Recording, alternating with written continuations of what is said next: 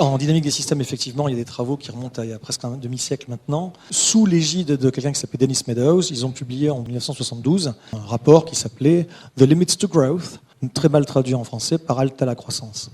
Ça a été un best-seller à l'époque. Plusieurs dizaines de millions de bouquins vendus dans le monde, traduits dans plus d'une trentaine de langues. À l'époque, à peu près tous les leaders du monde avaient lu ce bouquin ou en tout cas en avaient eu un compte-rendu détaillé. On en est loin aujourd'hui.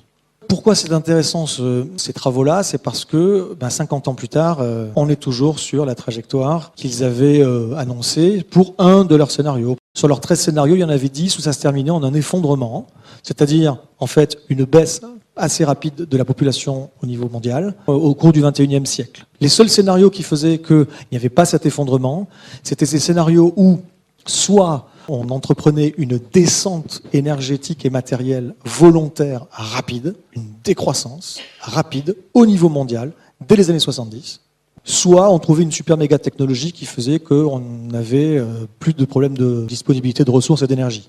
Donc le dernier scénario, il est pipeau, il est hors loi de la physique, et les deux premiers, on l'a pas fait. Voilà, on n'a pas décru. Maintenant, attention à ne pas faire dire à ces modèles ce qu'ils ne disent pas. Ce ne sont pas des prévisions ou des prédictions. Ce sont des modèles.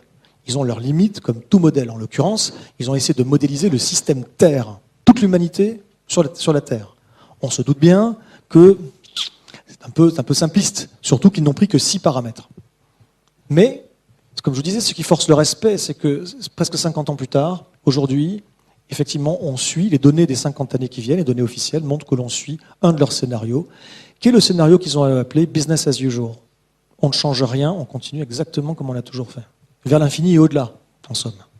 La suite, c'est que, après, ça descend, la population terrestre, comme je vous disais. Ça veut dire quoi? Ça veut dire les chevaliers de l'apocalypse habituels. C'est la faim, c'est la soif, c'est la guerre et c'est la maladie.